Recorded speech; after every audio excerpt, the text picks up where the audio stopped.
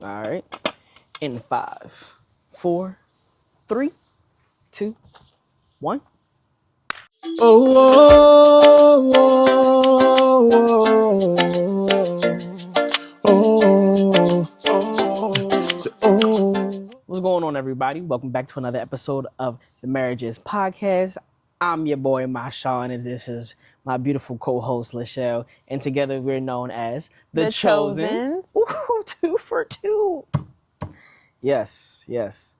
All right, babe. So today she has the cue cards, and I have nothing but inspiration. So talk to us. What are we talking about on this beautiful day? Today we are going to address the number one question that we get whenever we meet people for the first time, and that is, how did we meet?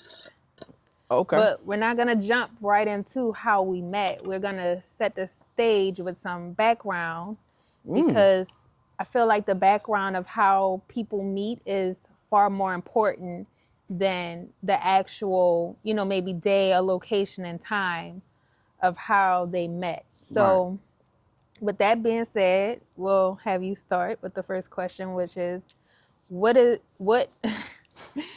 led to you meeting me? What was the process? What mental space you were in? Yeah. What was going on in your life at the time? Well, the first things first, I had just graduated. But even before that, I think our meeting started way before that, even before I even graduated. I think our paths were linked when my uncle first asked me if I wanted to move to California. That was the first time. And that was back in like 2012. I think it was 2012, the first time he asked me. And I told him no, because I wanted to finish college back in my hometown. And I didn't want to have to jump schools again. And then he asked me again in 2014. And that's when I felt the pull. And I was like, you know what? Yeah, let's do it. Let's do it. Didn't think nothing of it. I was working at this time. I was blessed with a job in IT. So I had already, been doing it at my school and stuff. That came with a lot of turbulence, if you will, because of the goals that I had in being in tech, being on the East Coast, like the Pentagon right up the street, the things that people were used to. Government was right up the street in a sense from where I was. So when I told everybody I was moving to California, people thought I was crazy. And then when my school actually offered me a full-time position, not just like a student part-time position, a full-time position, people thought I was crazy when I turned it down. But you know what? In that, and this is something I probably never told you, but it was a dude who, it was going to be me and him. I was going to be his manager. But he needed it more than me. He needed that manager position more than I did. And I don't know, I just felt like it was for him. I was like, yo, this is better for you. This will help you out. So I was like, nah. That was another reason to just go to California. Oh, because you felt it in your spirit that job was meant for him. Yeah, like it would help. It would do more for him than it would for me. Oh, wow. Okay. Right? Because if, let's say I got into that position, right, he was going to be stuck in the position that he was in. And, well, the second position. And people looked at me as the person to fill that first position, that manager position. But let's say I got moved anyway, right? But I already agreed.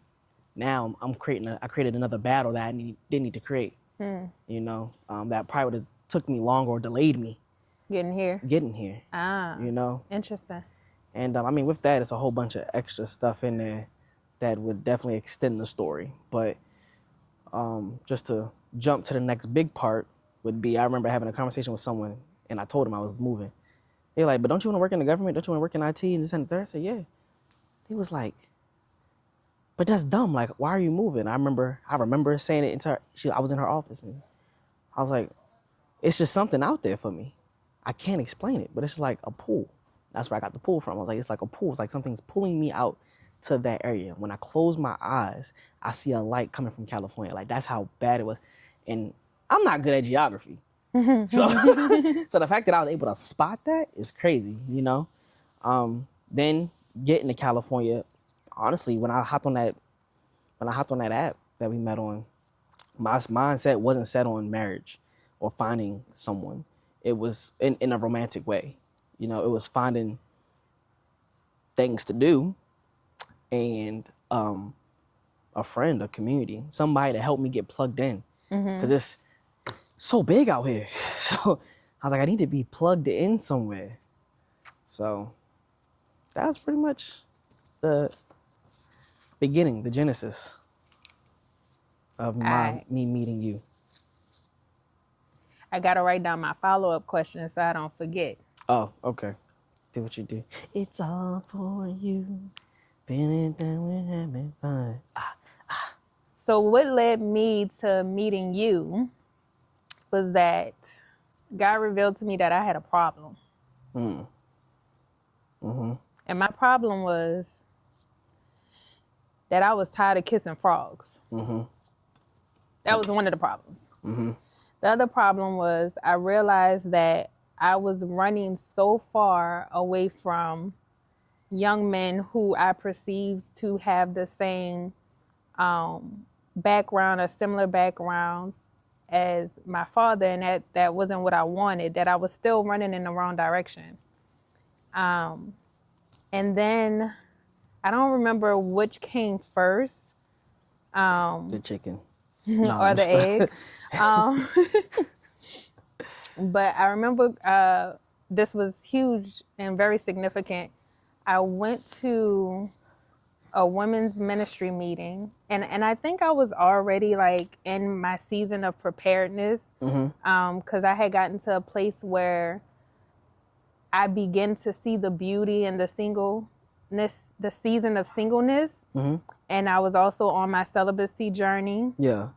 So sometime between me understanding that season of my life and being happy with it and being content in it and understanding like this single season is pretty lit because I'm learning how to be with myself and really enjoy my own company and going out and doing things and understanding that there is a significant difference between being lonely and being alone. And just because you're alone doesn't always mean you're lonely. Right. So I go to this women's ministry meeting, and the first lady said, every time I tell women who are either looking for their husband or they're married and their husband doesn't come to church or doesn't have a relationship with God, I tell them to do this one thing. And every time they do it, husbands start falling out of the sky. Like literally within a year, husbands start falling out of the sky. And I wasn't looking at the time, mind you. Like I just said, I was appreciating my single season and getting close to God and relaxing. But it resonated with me, and it fell into my spirit to start doing the prophetic act that she said to do, which was every time you go to church, put your Bible next to you and reserve his seat. So I just started doing it. And she gave a few other keys for women. She said, you could take it a step further and put your Bible next to you when you go to sleep, reserve his side of the bed, empty out his side of the closet, do those things. So that's really what led me to meeting you. And then I'll never forget, I was sitting in my bed, reading the Bible one day, and God said, make yourself available. And I said, how you want me to do that? Yeah. Because they weird out here. No offense to the men of California. But my experience coming from New Orleans to here, the men move very, very different. Simply put, if you know, you know. If you know, you know. So I had done online dating in the past, and it wasn't something that I was a fan of, but I didn't know any other way to really make myself available in this area. Yeah. So I found the app, and my intention was to find an app that wasn't one of the popular ones that nobody had never heard of. And that was it. And so I did some scrolling. I came across that app, And I was like, yep, this is the one. Literally, I said, this is the one. And I signed up and I had my 4 pictures, like 4 to 6, something like that. It wasn't a whole bunch. Nah. And my bio said, if you want to know, just ask. Yeah. And that was it. So I have a follow-up question to this. All right, talk to me. Now that I'm getting used to the heat, I can loosen up a bit. Because that heat, I ain't going to hold you. Let's show. I've been trying to focus before he's been on fire. We will be relocating soon. So what's up? How did you know I was your wife?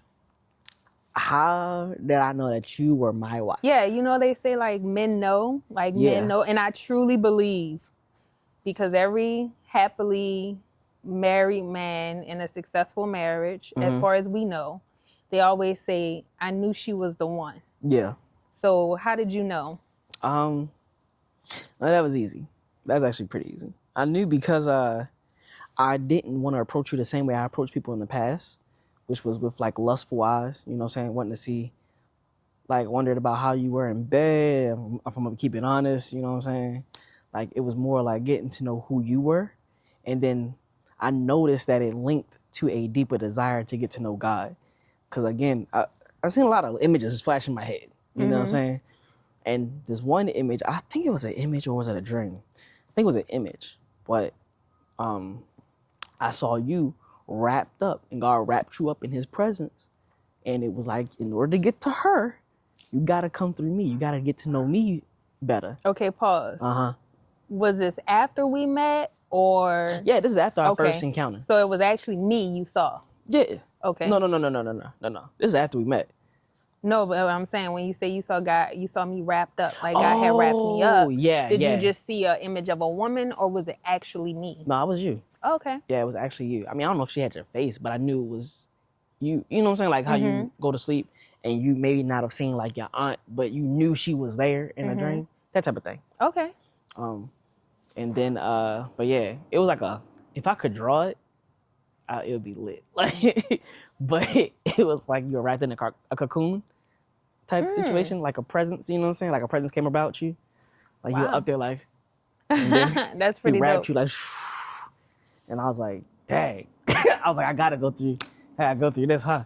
And it was like, yeah, you had to come closer to me in order to get to her. And I was like, all right, bet. Like, game on. So honestly, who said it that women always lead men to God or have a very instrumental role in them finding God even more? You know what I'm saying? Well, not finding God, but just, growing in him, because God finds us, to be honest with you. Probably Pablo. Probably. But yeah. So that's how I knew. It's oh, go ahead. Oh yeah, that's really how I knew. It was just constant meditating on what I saw, and then patterns that were presented. And then I always prayed this prayer, like, if she's the one, if she's the one I'm supposed to be with, then allow us to get closer. I needed undeniable confirmations. And when those confirmations happens, that's when I knew you was the one. I already knew you was something different when I didn't want to approach you the same way I approached everybody else. That right there was like a tall tale sign. Yeah. Like, oh, okay, because I was interested in you. It wasn't no platonic stuff, but it was like this is special.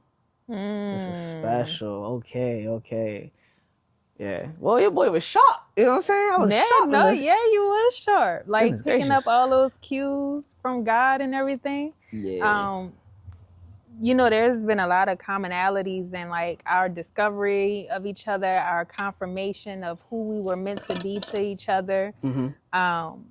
One thing, you pointed out 2 things, so I want to address them from my side of things. So you mentioned lust. You don't want to approach me with the same, lustful intention or, that you would normally approach women in the past. Yeah. So lust was a thing for me too, but a little bit different as a woman and coming from the culture I come from. It was sexuality first. Like when I met a young man for the first time, like I led with this, he's gonna want me. You know what I'm saying? Like that's the presence that I carry. That's the energy Yeah. that I carried. And when I met with you for the first time, I didn't want to carry that energy at all. And you didn't. I was like, I am doing things completely differently. And if he likes me, he's going to like me for me. So, I was dressed, excuse me, the way I was dressed, and I had on what I had on. No, I say, what you had on? So I had on a sundress. She just came back. With leggings underneath. Sundress with leggings. Do you understand how hurt your heart is to see a sundress? My natural hair, not as in these locks, but my natural curly hair. I don't know if my hair was curly or straight, but my natural hair. No, it was in a. Let me help you out. It was twisted back. Twisted yeah, back the two to the side. silly twist. Yeah. Oh yeah. You gave me the firmest handshake. I gave him a very firm Hey, handshake. how you doing? Wasn't know this. That was the masculinity that I led with. I said, goodness gracious, girl. But that comes from my professional Who you side. trying to? I know. I trust me. I get it now. There was also a prayer I said in my season of preparedness, which was for God to make me the woman that you needed me to be, and for you to be ready and him to work everything out of your system, all of the foolishness, let all the foolishness be worked out before you meet me. And I'm saying you because I didn't know who you were. I was literally praying for you in preparation. Yeah. And praying for myself that I would be the woman you need.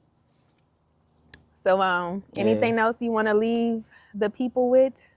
As far as that's concerned? Wrap this up? As far as that's concerned, I think I had something to say, but I can't remember it now.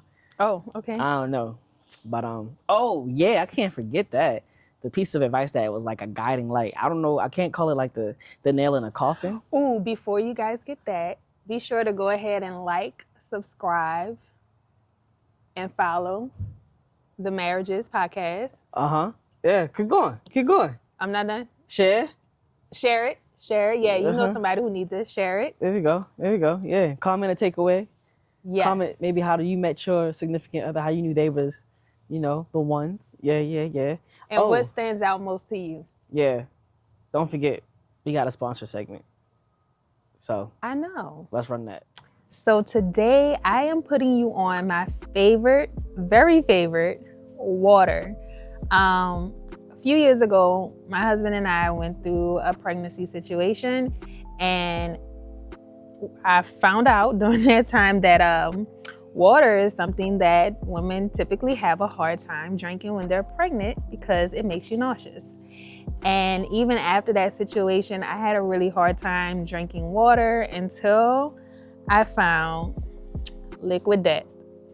And the reason the owners named this water Liquid Death is because it kills your thirst, just to clear that up for some people out there. So, anywho, if you are having a hard time drinking water, not all waters are the same. I can't say that this water will work for you, but I can't say that it won't, and you won't know until you try it. So girl, guy, get you some Liquid Death. I absolutely would love it. This is the still water. I'm not a big sparkling water person, but it works for me. All right. Now we're back. We're back, and now I'm thirsty. All right. So what was I saying? You gonna give the people Oh yes, the guiding light? My uncle said something very, very important to me from a young age. He said that you'll know who your wife is because you'd want to walk through hell and heaven with her. And he was like, if you can say yes to that, then that's the one. And I was like, all right, bet.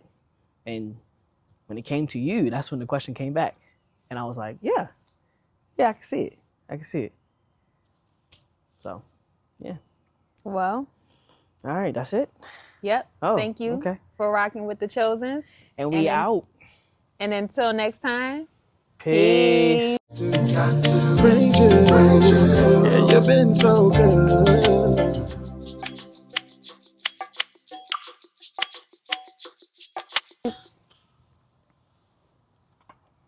How do I turn this off?